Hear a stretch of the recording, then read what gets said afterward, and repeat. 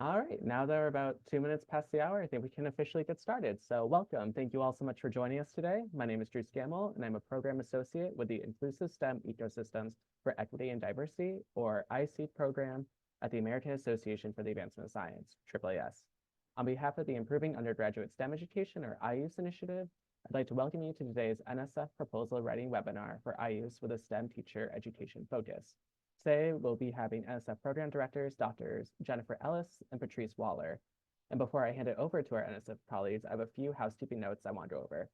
This presentation is being recorded, and the recording will be made available in the coming weeks on the NSF Noyce website at nsfnoyce.org and on the AAAS IUSE Initiative website at AAAS-IUSE.org. You will also be receiving an email with a link to the recording when it's available. And additionally, we have closed captioning for this session. You can download and view the full transcript by clicking the CC button at the bottom of your screen. And that is all from my end, and I know why everyone is here today, so I will hand it over to our esteemed NSF colleagues for today's webinar. So I'll pull down my screen and hand it to y'all.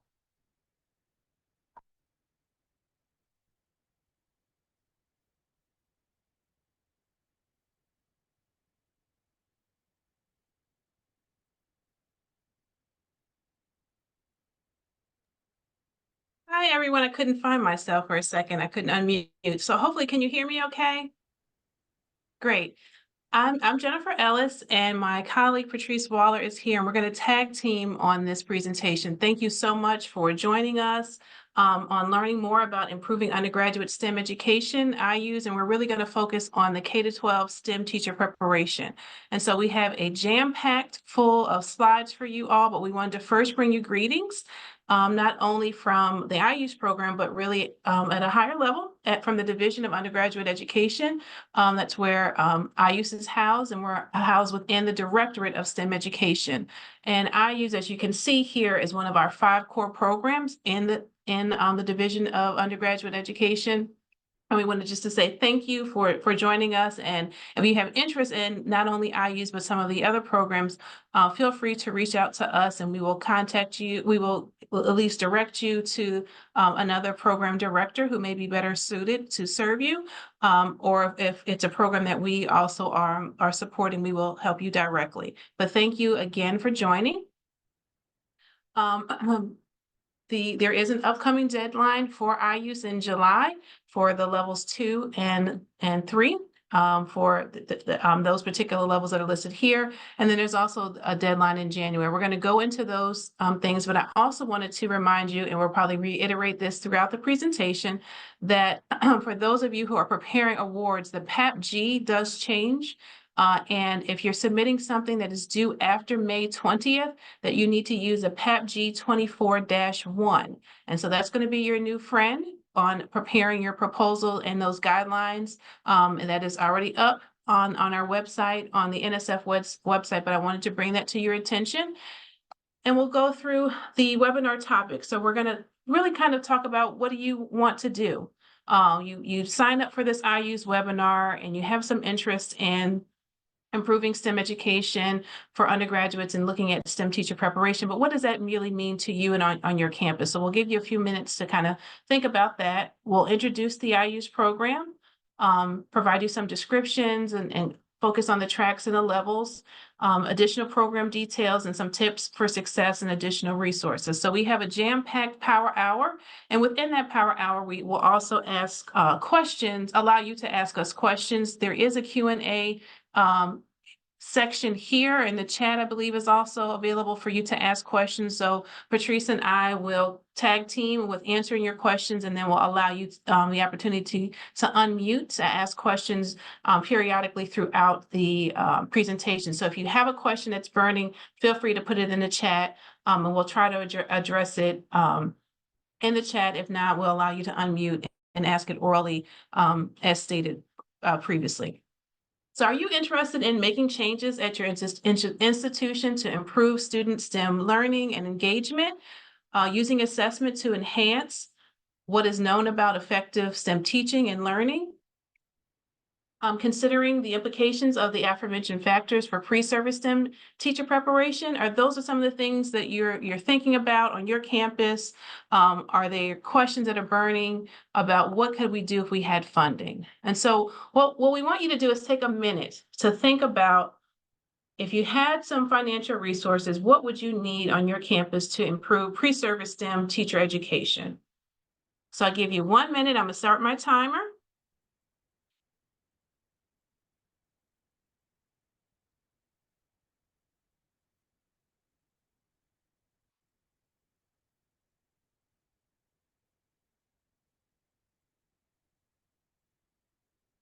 And this you do not need to put in the chat, because this may be something that you want to focus on your campus, but I wanted you to take a minute just to think.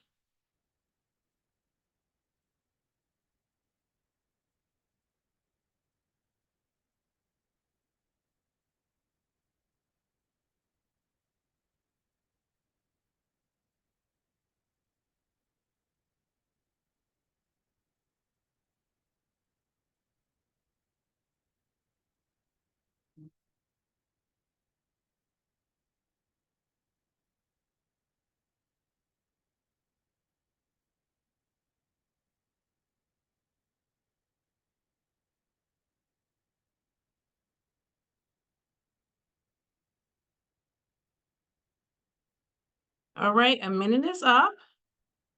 So hopefully you have some idea. So what's next? You'll go through the process to see if it has a similar project already been provided results, check through do a lit search, NSF award search, look at ways in which you can collaborate in your community and organizations, really to see what is needed. Do you need collaborators? Are there people on this call that you maybe potentially can collaborate with? Like, oh, so-and-so's from this institution, it's not too far from me, or they may be similar in size, but there may be opportunities for you to think, is IUSE the right fit for answering that question? If you needed, if you had financial resources, what would you need to improve STEM teacher education? And so these are some ways to check, but the biggest thing is to read the solicitation, read the solicitation, read the solicitation, and then talk to a program director to see if IUSE is the best fit for what it is that you're proposing. So a little bit more on IUSE, improving undergraduate STEM education. So what is it? It's a program, and we use this graphic at the top of the slide to remind us that IUSE is focused on imagining and supporting the future of undergraduate STEM education. IUSE is a core program for DUE, as mentioned before, and it seeks to promote novel, creative, and transformative approaches to improving STEM education for all undergraduate students, those who are enrolled at 2- and 4-year institutions. And the program is not limited to supporting those in STEM majors, but includes STEM teaching and learning for all undergraduate students, whether or not they choose to major in STEM discipline. The program open to applications for, again, the institutions of 2- and 4-year institution, as well as organizations that seek to improve STEM teaching and learning at the undergraduate level. Because NSF places a high value on enhancing students to be leaders and innovators, we hope that awards made through the IUSE program will help students learn about rapidly changing STEM fields, as well as educate a scientifically literate public. The program supports projects that seek to bring recent advances in STEM knowledge in undergraduate education that adapt, improve, and incorporate evidence-based practices into STEM teaching and learning, and that lay the groundwork for institutional improvements in STEM education.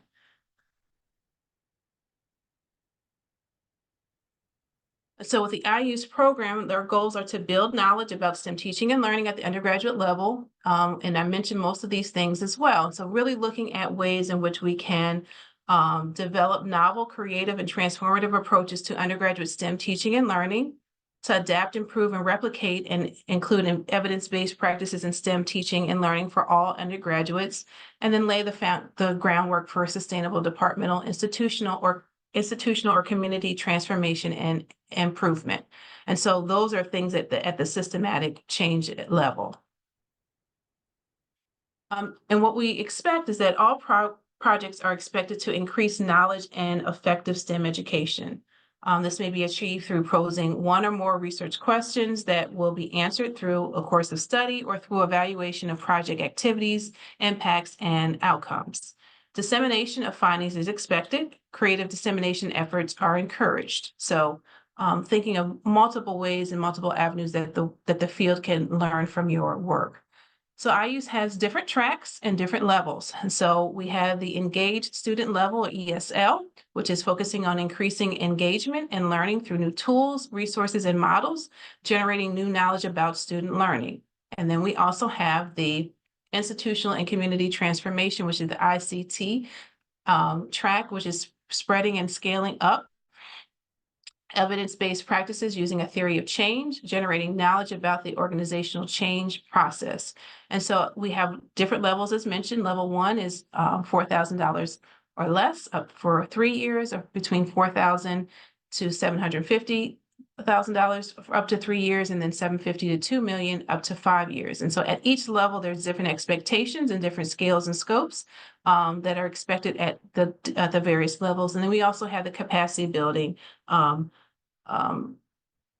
grants awards as well, and the different levels there. And there is a new to IUSE Dear Colleague letter that you may want to explore as well, that has some information about specifically the capacity building that may be helpful for your institution. And I mentioned the deadlines before, so you could write them down. But if you want to mark your calendar, if you're not ready this year, but you want to plan ahead, you can mark the third Wednesday in January for your level for ESL and ICT level 1 and ICT capacity building proposals. And then for ESL and ICT level 2 and 3 proposals, that's the third Wednesday in July. You can always check the program website and the solicitation for more information.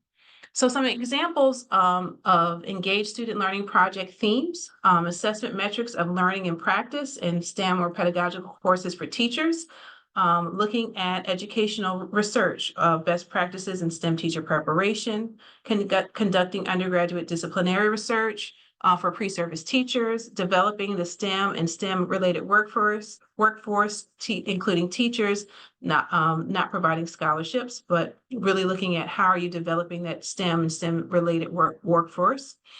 Educating a STEM literate population, including STEM teachers, broadening participation in STEM, which includes our STEM teachers, exploring co-curricular activities to increase student motivation and persistence, and STEM faculty professional development, including professional development for STEM faculty, teaching pre-service STEM teachers, building capacity in higher education, including STEM teacher preparation programs or curricular.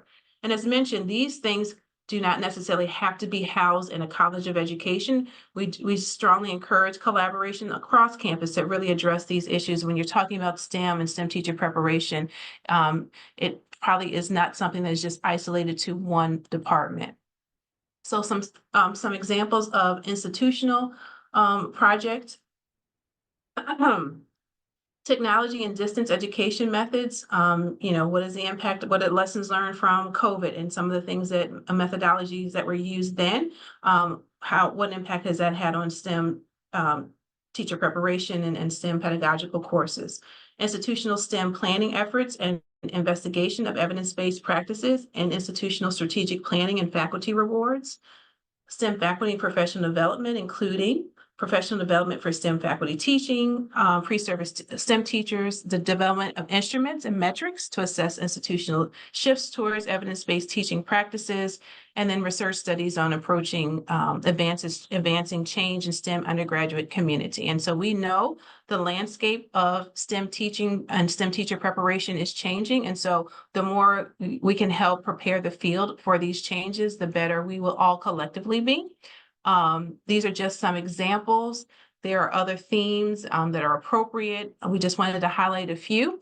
And for those of you who took that minute and have some ideas and want to flesh them out, it would be great for you to flesh them out and send them to Patrice or I or the other program officers who are in IUSE STEM teacher preparation. We would love to discuss your idea even more. And when I say a one-pager, it's really the project summary. So if you go to the PAPG and look up project summary, you'll see what that is. It's kind of a brief overview, a paragraph or two that you use at the beginning, and then a summary of your intellectual merit and a summary of your broader impacts. And then we try to do your best to fit it in on one page. But we're going to open up the floor now to any questions you may have about that first chunk, and then I'll do another chunk, and then I'm going to rest my voice, and Patrice is going to bring it home. Are there any questions?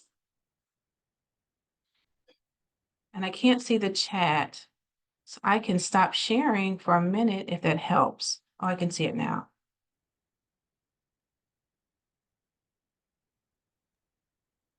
There's a question about the difference between ESL level 1 and level 2. Do you want to go back to that slide that talks about the difference in funding levels? So our slide doesn't go into great detail. The solicitation does. And so really, and as we go through the presentation a little bit more, we'll talk a little bit more about the scale and scope, and that's really the difference. And so I wouldn't let the deadlines be the driver, let the work be the driver. So if your project really is a level 1, then just wait until when that due date is. Not I haven't, it's okay. It's okay. We prefer that you let the work be the driver and that you don't feel that you have to bump up to a level 2 because that deadline is closer to your window. But we'll talk a little bit more about that. But it doesn't look like we have many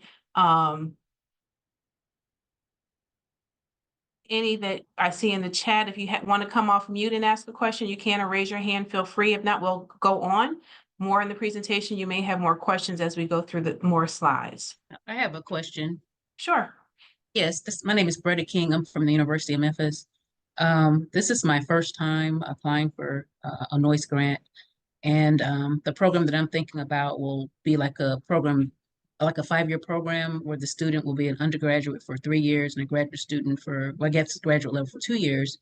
And I'm just wondering, like when I read over the information, it looks like undergraduates can only receive full tuition and fees. They can't receive a stipend or anything like that. Is that correct?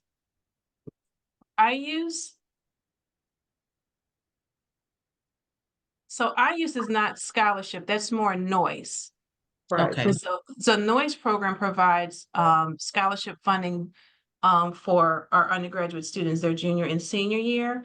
But for IUSE, depending on the project and how you write it up, you could provide a stipend to your undergraduate students that are participating. Okay. Okay, depending on how it's written up. Okay, but the ones that are the recipients, they can only receive the tuition and fees, but others, maybe they can get a stipend of some kind if they're assisting. So you're combining two different programs. So the Robert Noyce Teacher Scholarship Program is that is this teacher scholarship program that provides funding for their junior and senior year, and it is up to the cost of attendance. And so that's a completely different webinar that we're having some sessions later on this week for that one that we can go into more detail. But for IUSE, if let's say you were doing something and improving something in STEM teacher preparation that required them to do some professional development on Saturdays or in the summer, and you wanted to provide a stipend for those participants, that would be an allowable way in which for you to provide stipends for undergraduate students. Or if you had, those types of things, that's where stipends are used in IUSE. But it's not, this is not at all a scholarship-based program. That's Noyce. Okay, thank you so much for clarifying that. No problem. So I think we'll just go ahead and go on for the next couple of slides. And then again, if you have questions, feel free to jump in and add, or to put them in the chat, and then we'll have another point where we'll stop. So more IU specific things, collaborations are strongly encouraged. STEM disciplinary instruction, departmental institution administrators, education researchers, all of those collaborators really to focus on what is needed to enhance STEM teaching and learning at the undergraduate level. Project proposal elements, again, you're leading from using the PAPG, making sure that you use that for your outline, but making sure it's knowledge base for the project. There's a knowledge base for the project.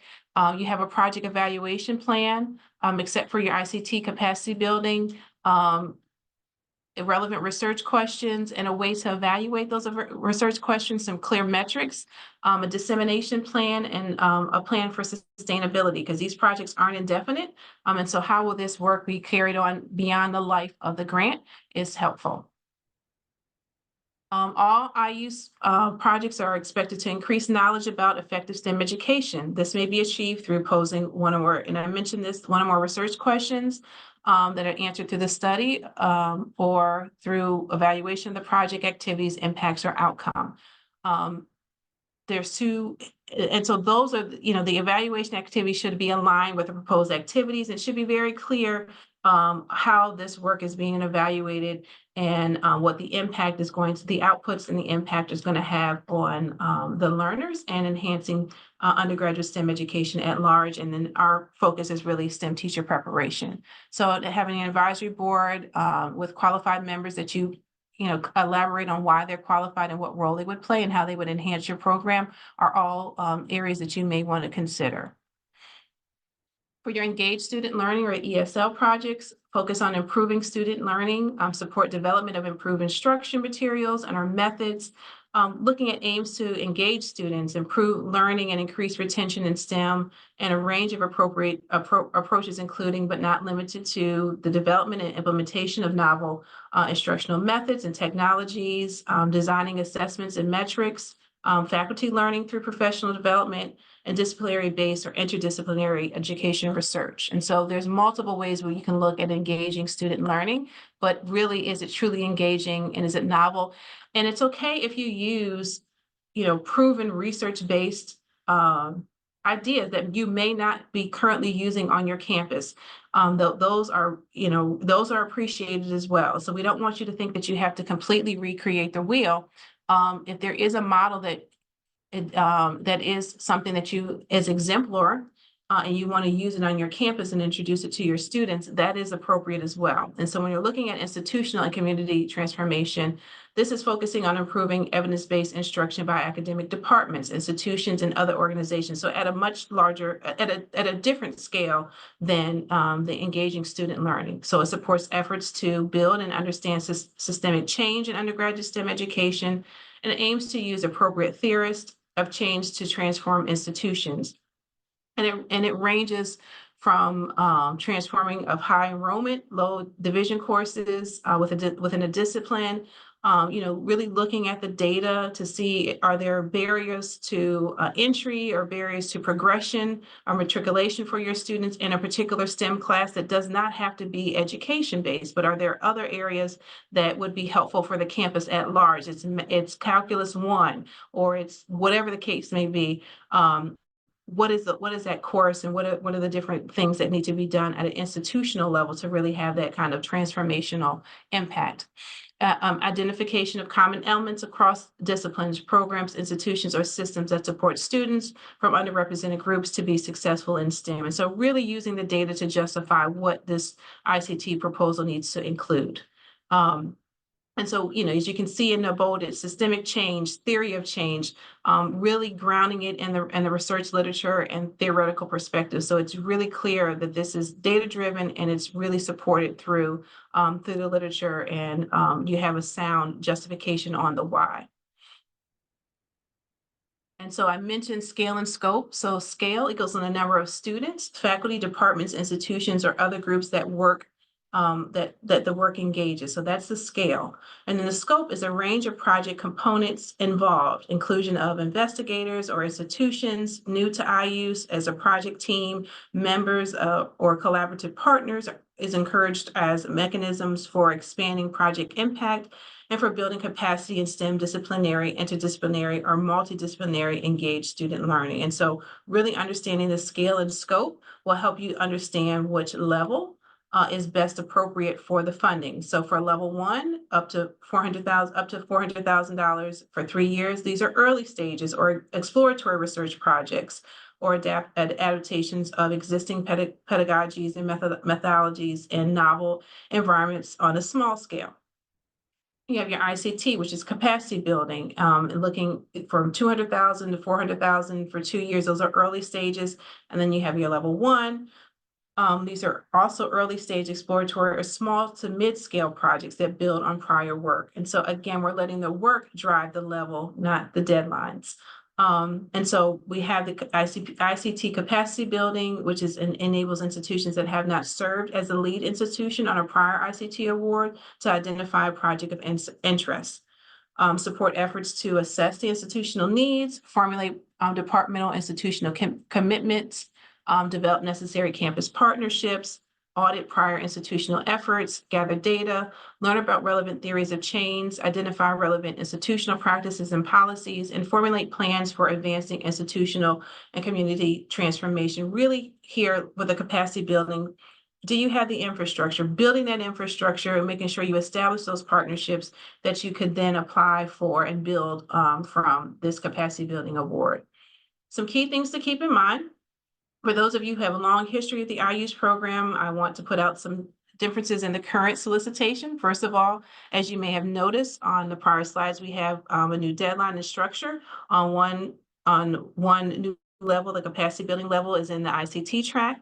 This level is intended to keep institutions prepared for the work that is needed to engage in an institutional transformation project. Second, we include an expanded description of conceptual replication as a justification for implementation or adaptation projects. We hope that some IUSE projects will seek to adapt and implement evidence-based practices in novel environments or with novel groups of students. Finally, we provide two options for knowledge generation, as mentioned through the research questions or through evaluation.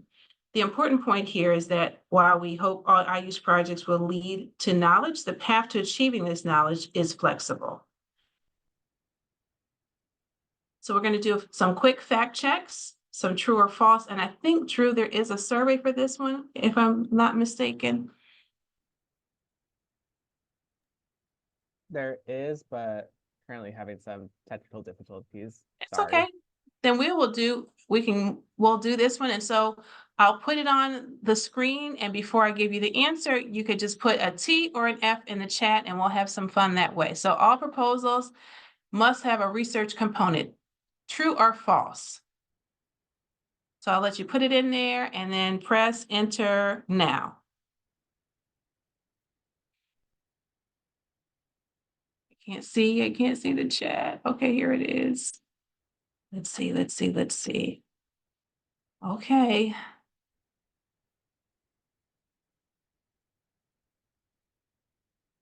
False, but all proposals must generate new knowledge. So this may be through the research component or the robust evaluation, okay? What about this one? Funds for STEM curriculum development, programmatic pathways, learning resources, assessment instruments, and faculty development may receive funding. I see them coming in. Okay. Oh, I see some familiar names in there. So yes, that is true. Proposals may focus on STEM and non-STEM majors.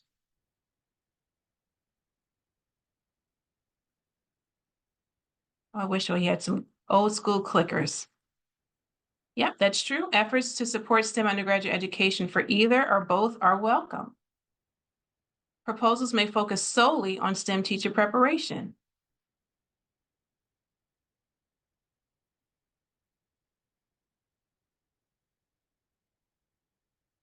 Yeah, true, as well as any other STEM undergraduate education. All right, proposals should demonstrate a solid grounding in relevant research on STEM teaching and learning. And I know everybody's gonna get this one. Yes. Evidence-based, evidence-based, evidence-based. Question 5, proposals should increase knowledge about effective STEM education through posing one or more research questions or through evaluation of project activities, impacts, and outcomes. Yep. I've said that probably 5 times already. So yes. Okay. Proposal writers only need reference the solicitation in their preparation.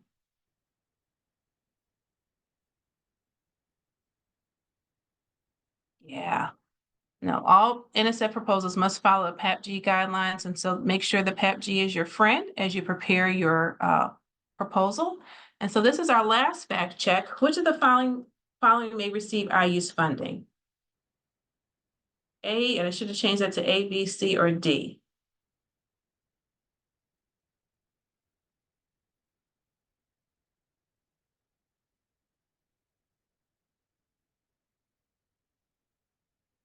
Victor, you win the special prize.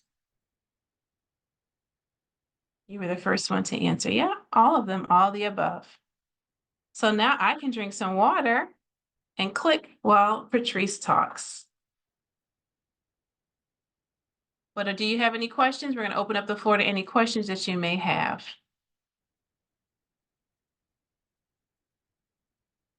Can we share Yes, the slides? I think the recorded webinar will be shared. I'm not sure that the slides will be shared. I think there's a question about if the slides and the will be shared. The Penny, slides I'm will not be sure. shared. The slides will be shared. It will be on nsfnoyce.org, and we'll send everyone an email about that. Thank you. Any other questions before we go into the second part of today's webinar? Absolutely. Hi, this is Steve Bennett from Michigan State. I have a question. We're looking at funding for teacher professional development, and I'm wondering what's the difference between teacher professional development through ICT and teacher professional development through the ESL? Well, again, the scale and scope, right? So professional development on an institutional level, what would that look like? What systematic change are you making with providing professional development for an ICT? What does that look like? And when you're saying teacher professional development, I'm assuming you're meaning pre-service or teacher candidate professional development. Is that more of an engaging student learner? So So it when depends on how you have it structured. And that's why I'm asking a question and a question, because I don't know. well, I was looking at your slides with the ICT and the ESL, and it said professional development. So we're looking at actually in-service teachers. Does it apply to in-service teachers who are in the field currently? No, because this is for undergraduate students. And so undergraduate students would not be in the field. So Okay. could you have in-service teachers serve as mentors to pre-service teachers? Yes. Mhm. But your target audience is undergraduate students. And so if the proposal reads as such that this is more beneficial for in-service teachers, then it's not appropriate for IUSE. There's other programs within our directorate that would be better suited for that type of work. Okay, great. Thank you. Mm-hmm. I think Jennifer brings Hi, up a great Jennifer. point. I have a question. Can you Sure. hear me? Yes. Hi, this is Nawaz from Bradley University in Illinois. So my question is, you said that there are two ways we can go for the call. One is that to have a research question, and another one is the through evaluation. So can you give me an example that what kind of research questions like that we can write for, while we are thinking about, improving undergraduate student education through engaging and learning. So does it mean that the research for the students, I mean, student will do the undergraduate research, or where we should think about, a research that can improve the student learning? What is that? The second part of what you said. Okay. Yes. Okay. So the research for how to improve the student learning. Yes. Okay. Okay. Got it. Thank you. Mm-hmm. So the ICT is just for the January, right? ICT, the second track is just for the January submission, or also we can submit for July? Now I'm confused. I believe it's just for January. So so in the slide you have written that you said ICT and track 1 only in January, but and you said level 2 and level 3. Yeah, that one. No. No, it's not this one. Another one, I think. Previous one. No. So this one tells you when. This one, right? Yeah. Yes. Level 1 and ICT. So ICT capacity building only in January, it seems, right? Correct. Oh, no. Oh, no. ICT level 2 and level 3. Okay. So it's You basically can do both. capacity, I'm sorry, you can ICT levels 2 and 3 and ESL Oh, level okay. 2 and 3 in July, just the capacity building track for ICT in January. Okay, I got it. Okay, thank you very much. Hmm. Okay, so I'm gonna pause us on, I see that there are other hands raised, but I want to pause us in an effort to move forward in some additional information. And then if we have some more time towards the end, we'll take some other questions. You all have fabulous questions. We're gonna talk a little bit more about research now, some of the research projects. And so one of the questions that just came up, if you do have a research project that you are interested in submitting to the IUSE program, which track should you go for? And so you could submit the research in both the engaged student learning and the institutional and community learning tracks. We also have an ECR core research track that you might consider, which is outside of our IUSE program. But that is one reason why we also recommend that if you're interested in submitting that, you could submit, as Jennifer mentioned, a concept paper to a program officer in the Division of Undergraduate Education, and we would be willing to meet with you to further discuss the best option for you in terms of submission. And so here are some examples of research studies. I think someone posed the question, what would that look like if you wanted to do research through IUSE? And so maybe you want to create, explore, or implement some tools or resources for models, thinking about enhancing student learning and attitudes through teaching strategies. Maybe you wanted to diffuse a widespread practice through community, or maybe even do some research on professional development.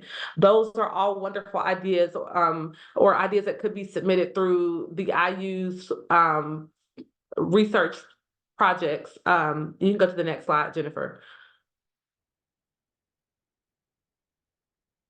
And so in addition to the tracks that we mentioned, or the levels and tracks that we mentioned, you can also submit workshops and conference proposals. These can be submitted year-round to IUSE. Typically, these proposals range from about $50,000 to $100,000, and you have to consult with the NSF program officer prior to submitting those proposals. And that allows us to, again, help direct you in the right, or point you in the right direction in terms of submission, to make sure this is the right program that proposal, conference, or workshop might be submitted. So if you're interested, if you have a workshop idea or a conference proposal, you can submit to IUSE, and you don't have to wait until you have been funded just with a full proposal or a level 1, level 2, level 3 proposal to submit a workshop or a conference proposal. And so that's information to have. The other, all right, pardon my screen, this thing that you want to be aware of when you're submitting to both of the tracks is that you want to make sure that your proposals, the developments and the findings from the proposals, can be used by others. So they're transportable and propagatable. You also want to make sure they're evidence-based, and so that they are situated in the literature. They are knowledge generating. So in your proposal, make sure that you have plans for collecting, analyzing, and sharing data, that the goals and objectives are clear, and that there are intended outcomes, that there's a solid evaluation plan or research question, as we just mentioned, and a plan for evaluating or connecting that research question. And then also describe how you, as I just mentioned, how you plan to evaluate the results of that plan, and how you will publish the work. And then also think about the formative and summative feedback for that proposal. Is it going to be an evaluation team? Are you going to have an advisory board? Those types of things should all be a part of your proposal. So the IUSE program is divided into, oh, sorry, I went to another slide. So the other thing about the IUSE program is that we have, when we think about evidence-based, we want to make sure that it's knowledge generating. This goes back to what we were just talking about. So even if you're working on a project that is more project-based, I guess, outside of the research track, you want to make sure that you're generating new knowledge. So ask these questions of your project. Is the project building on prior work? And what will be learned from the plan what will be learned from the project? Are you able to use this project to build and further the push the field forward in any way? So our perspective on this is, how is your work going to serve the larger field? Is it going to be useful and, you know, broaden the knowledge of the constituents or educators that we serve in EDU? Can go to the next slide. So now we're going to open the floor again, just for a little while, about maybe the research component of IU's proposals. So are there, maybe we'll take 2 or 3 questions here about IU's and research proposals. Questions. I think there was one hand up from the last question and answer session that I'd like to grab if possible. But it's down now. Hi. Hi, Patrice. So I have one more question about the evaluator. So do we need to have an external evaluator or just internal evaluator from the same university is fine? It could be for the IUSE program, you could be, it needs to be external to the project, so not necessarily external to your institution. Or you could also have an advisory board for the IUSE program. Okay, so the evaluator can be from the same institute, but the evaluator should not be the co-PI or PI, right? Am I right? It should be outside of your project, yes. Okay, but could be from the same institute. Yes. Right. Okay, thank you. And following up on that question about the advisory board, can we use people from the same institution as well? Yes, you could. Yes, you can use an advisory board from the same institution, but you want to make sure, of course, when you're putting together your advisory board, right? Because typically when people submit advisory boards with the proposal, the review panel is thinking about how this advisory board fits with the project. And so it should make sense in terms of how these people are going to provide, you know, advice to the work of the project, the proposed project. Right. And so simply just listing names is not going to be beneficial. Right. So, you know, providing descriptions on what their roles are and the role of the advisory board, how often they're going to be meeting, what is their role? And how is that role going to be integrated throughout the process with, you know, providing some level of feedback, and how will that feedback be used and responded to? All of that is helpful in helping even the reviewers understand, why did you choose to use an advisory board, and why are these people qualified to serve in that capacity?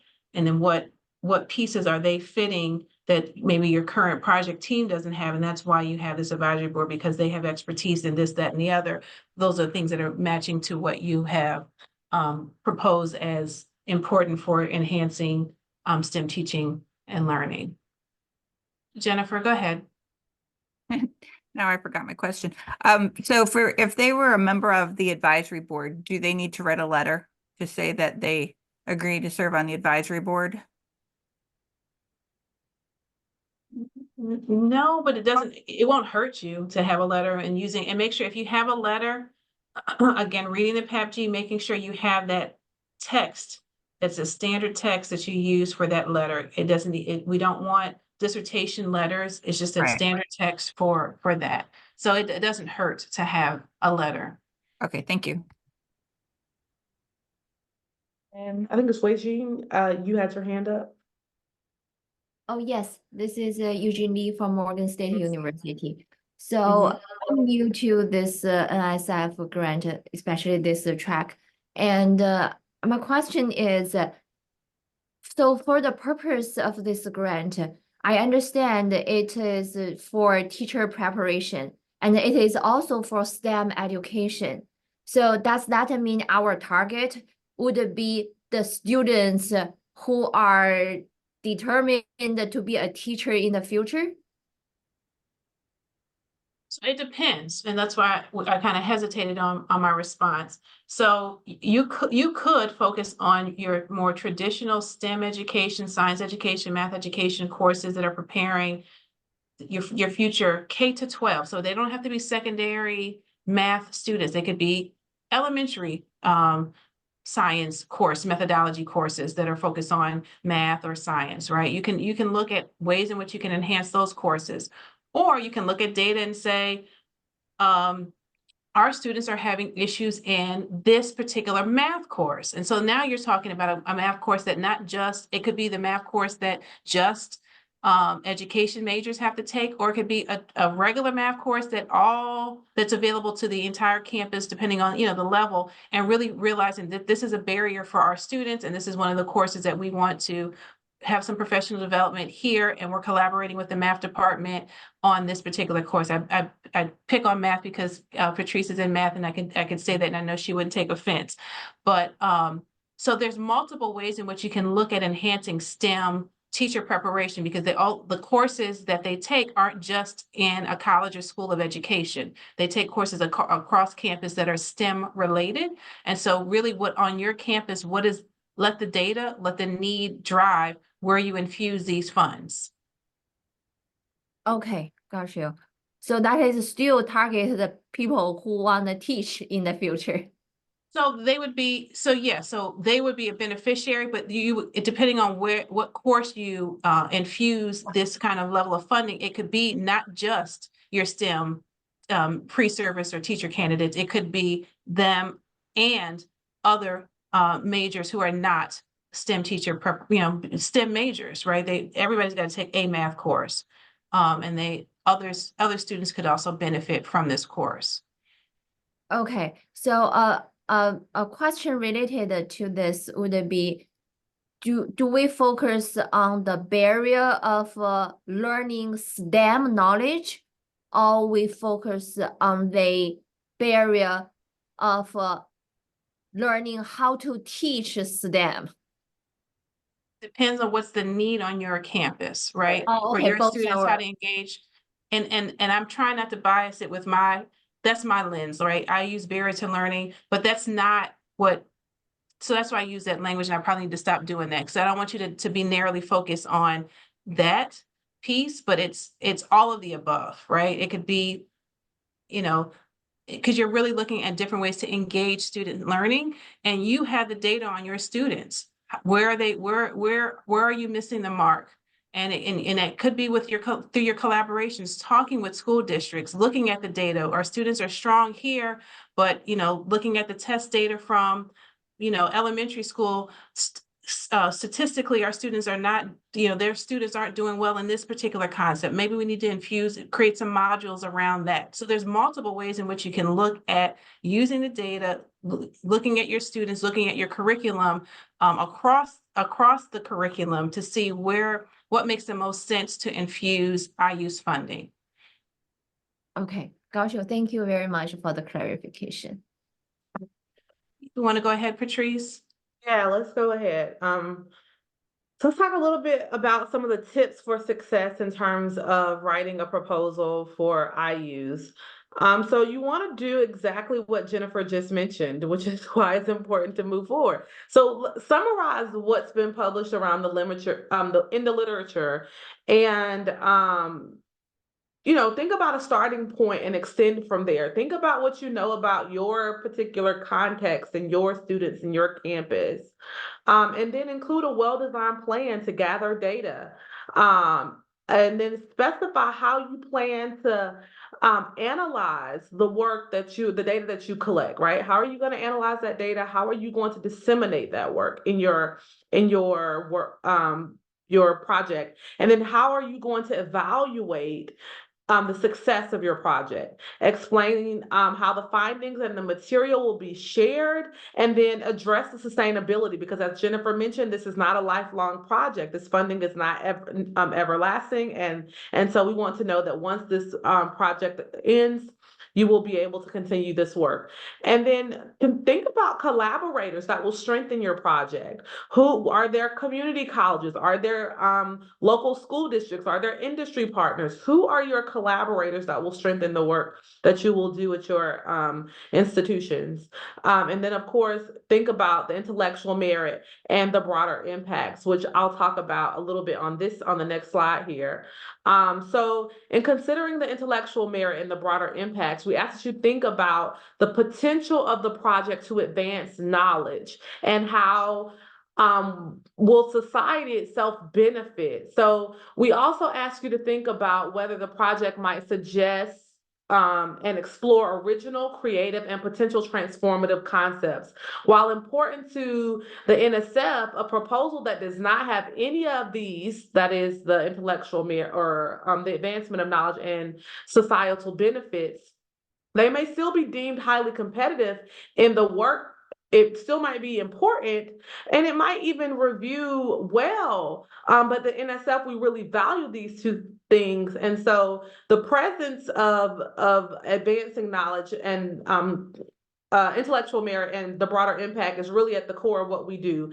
And so we want you to give these two questions really, really deep insight and thought as you're putting together your proposal, and think about to what extent does the proposed activity suggest and explore the creativity, original, and potential transformative concepts, and to what the potential is for the advancement of that knowledge. And so here's some examples of intellectual merit, right? It gives context to your research. Is it part of the larger program? What are you building on? What are you building towards? Would it lead to new questions, techniques, or insights? What's the new idea? What is it the right time for this research now? Why are you the right person for the research? Are there other, as I mentioned, are there other collaborators that you could include as to enhance your overall project? Are there applications or connections to the field, to new technology, to new educational research that you might include? And so just like examples that I've mentioned here to intellectual merit, I also want to share some examples that we have to the broader impact. So mentoring is an example of broader impact. You might be focused on mentoring. So you're thinking about undergrads, grad students, postdocs. Maybe you're focused on education. So you're thinking about how are you advancing research, developing new courses, writing textbooks. Your outreach activities could be math circles, working in prisons, doing public talks, doing some popular writings. If you're thinking about broadening participation, maybe you're working with local organizations or creating your own organization. Maybe you're working in collaboration with professional service or professional organizations, working with a conference organization, working on an editorial board. Whatever the case may be, we think it's extremely important that as when you're writing in the educational space, that you be very intentional in terms of thinking about broader impact and intellectual merit, because sometimes it's hard to distinguish between these two, but a really good proposal is able to do both of them well. And so make sure that you give time and thought to how these will show up in your proposal. The other thing that I'll point out quickly, because I know our time is beginning to run short, is that you must speak to all of these sections in your proposal or it will not be reviewed. So review the PAPG.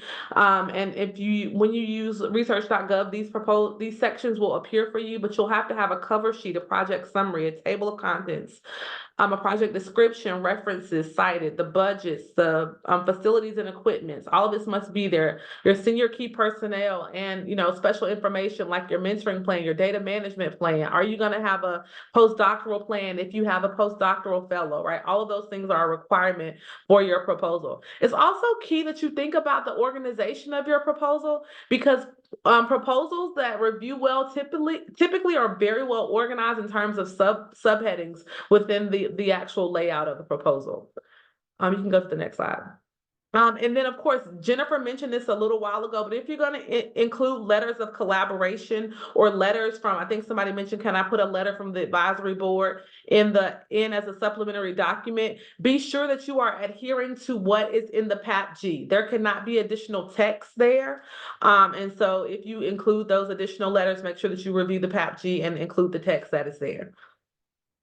So if you're in a nutshell, what should you do if you're submitting a proposal? Write the proposal and make a budget that makes sense, right? Your budget tells the story really of your proposal. Then work with your sponsored research office to submit. And some of you, we recognize that maybe there's not a sponsored research office, so maybe work with your university to get that submitted. Keep in mind that NSF makes awards to institutions. There are no awards made to individuals unless you're getting like a postdoctoral research fellowship.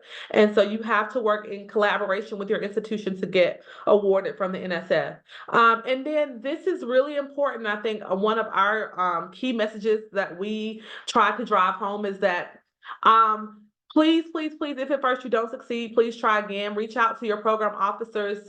Meet with us if you get a declination. We want to talk with you. We want to encourage you to try again because it is a competition and it is very competitive. But there is, people are successful after several iterations. So please try again.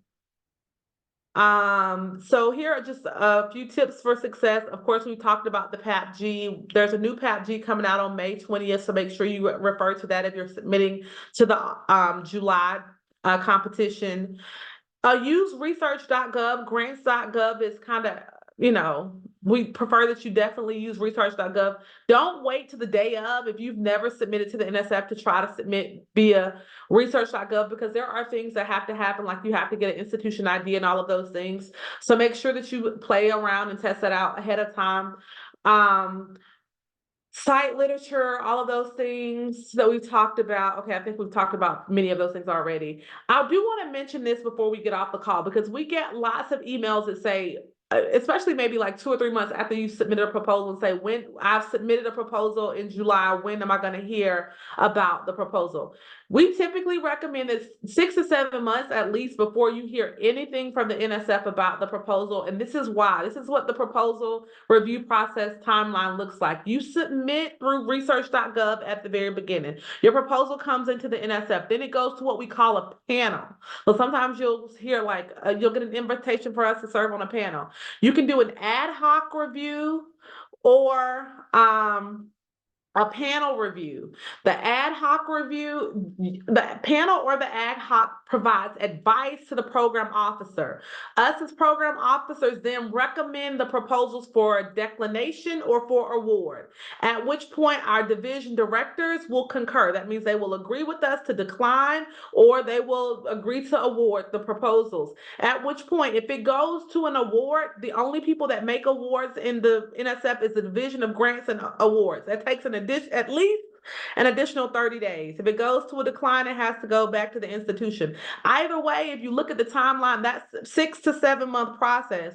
So no matter what you've heard outside of the NSF, there is at least 6 to 7 months before you typically hear something from us. So don't be discouraged either direction. You can go to the next slide. Again, in the merit review process, we want to make sure that there is clarity, coherence, and compliance. Be clear about what you're asking or what you're speaking about, what you're describing your proposal. Make sure your proposal has the potential to advance knowledge and it has the potential to benefit society. Make sure that we want to make sure that it's coherent and it meets all of these different components and that it's compliant with the solicitation and the PAPG. And that is why that timeline is extended so that we do our due diligence on our side before those awards are made. When you get is our time over? Oh, that's our time. Oh, okay. Are we going to go through this? So when you get feedback from us, you're going to get individual reviews, you're going to get a panel summary, and then sometimes overlooked are the program comments, program officer comments, which are only given out for declines. Please review the program officer comments and then reach out to us if you are declined so that we can meet with you and share more information about that. And then of course, if you are awarded, you get some other information, process statements, and other things that come along with the awards. Finally, here are some resources that we want to encourage you to take a look at as you are working on your proposals to be submitted in the July competition.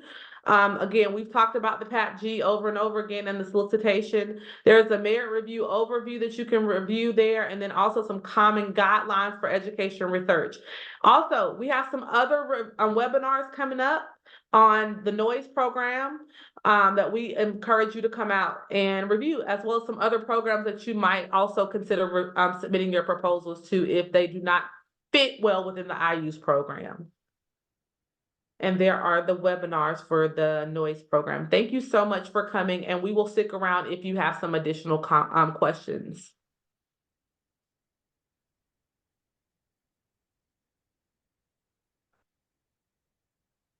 And we can go into overtime. If you have any questions, feel free to unmute and ask or put them in the chat. But thank you so much for coming. And we look forward to seeing some of you later on this week and maybe even next week at some of our other webinars about the Noyce program. If you have questions, we're here.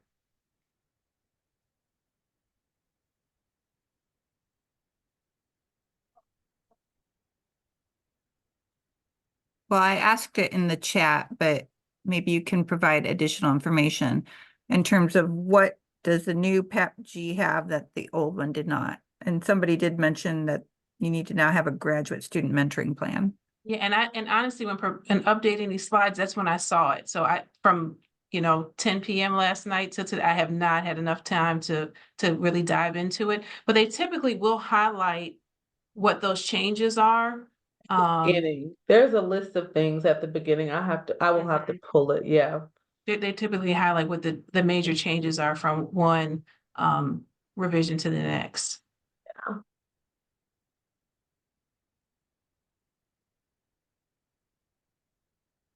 Show the slide before this one. Is somebody asking for another slide? Oh, okay. Yes, I will. Hold on. I just unshared. So I will share this screen and I'll go back. Let's go back to this one.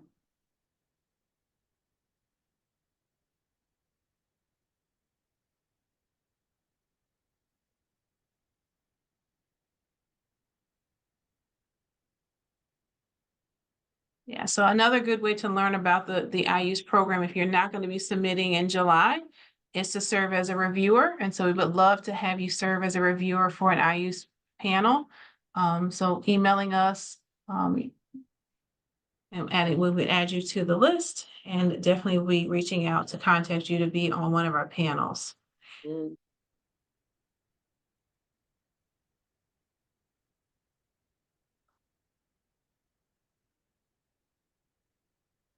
Oh yeah, please take the survey.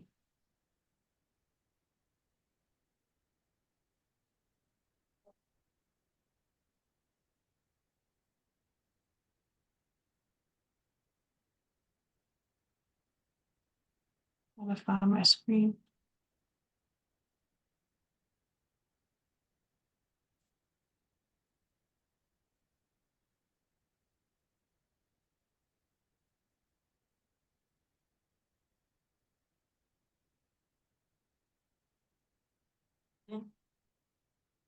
I think we have all the questions.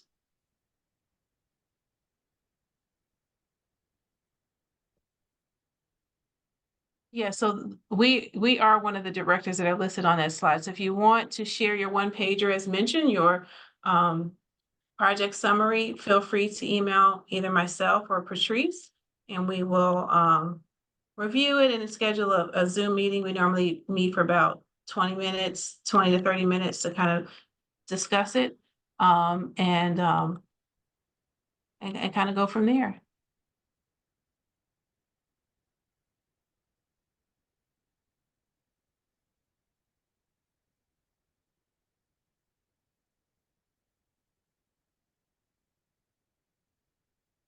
Well, thank you all.